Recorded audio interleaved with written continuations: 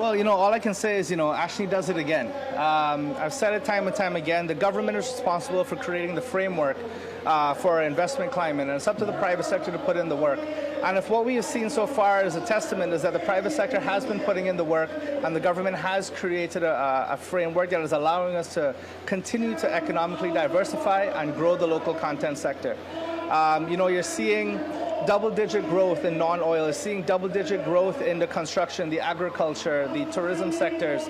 And all I can tell you is that, he's not even finished. And so far as budget presentation, I'm very excited to see that he's focusing on growing the small and medium agriculture companies, small and medium businesses, to make sure that we as Guyana, all of Guyana, can be competitive. One of the things which the budget really delves into or really speaks about is making sure that every single Guyanese benefits, and talking about it being people-centered, so to speak. And with everything that we've heard so far from Dr. Singh, as relates to all the sectors that you mentioned, outlining not just a vision for the future, but building what was done in the past, coming from 2020 to 2025. How pleased are you as a private sector commission chair that the government, one, you said creating an environment for businesses to thrive, and of course foreign direct investment as well coming into the private sector. How pleased are you that that environment is there that enables businesses to be created and thrive? I think pleased will be an understatement. I think energized is the right word. We did do quite a lot of consultation across the private sector. We had an extremely productive engagement with Dr. Ashley Singh leading up to the budget, and I'm so happy that he has taken our collaboration to heart. He's really found the essence of what we're looking for, and I think that in Budget 2026 we're seeing that businesses, both small, medium, and large, will have the opportunities to grow, to insert themselves and become a foundation of Guyana's economy. All that, whilst we grow the local economy, we're seeing that the opportunity for foreign direct investment, specifically in the partnerships that's now starting to become more and more feasible with Guyanese businesses, allowing us to find international partners to execute here locally.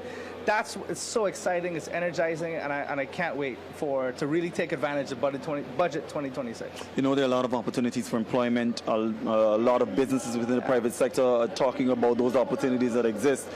How pleased are you, again I should ask, particularly as it relates to government creating that environment for training? Because I think with all the jobs being available, we need our local people to fill them. You don't want to bring in too many foreigners to fill the jobs. How pleased are you that that environment is being created where our young people, local people, are being given that opportunity to better themselves, to sharpen their skills, and to hone in on those opportunities that exist in the PSC? Exactly. So, coming out of COVID, those were a rough 2 years. We saw a lot of people looking for opportunities to develop themselves. And I'm so happy the government took the approach of creating as much opportunities for free education and free upskilling. And what the private sector did over the last few years, that we took advantage of that. We sent all of our staff to go and do the GOLD program, to go to the technical institutes to become trained, to learn how to be welders, so that now we can now register more and more businesses to take advantage of the oil and gas sector.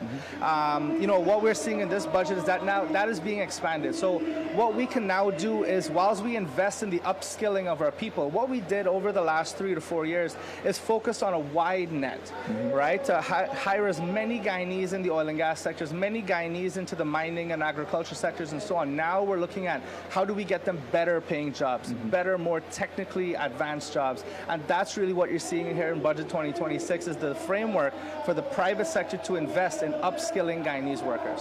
Guyana has the attention of the world, the attention of the region, so to speak. You talk about foreign direct investment. A lot of countries are looking for opportunities here in Guyana. We've seen countries as far as the Middle East, some of the countries that were not even looking in this direction, and under the leadership of President Ali, we've seen a lot more opportunities open up for Guyanese businesses to tap into some of those markets that are in Asia and Europe, North America, and throughout the Caribbean. That in itself must be pleasing to you as the chair of the Private Sector Commission. Yeah, exactly. Guyana is the land of many waters, but now we are the land of many opportunities. And what that means for Guyanese private sector is that we have to start thinking future-proofing our businesses, future-proofing our employees, and future-proofing our products. And that's exactly what we're seeing here in Budget 2026. If you talk about all those different economies and world markets and so on, they're all growing 1%, 2%. Guyana is growing 19+%, and that's amazing.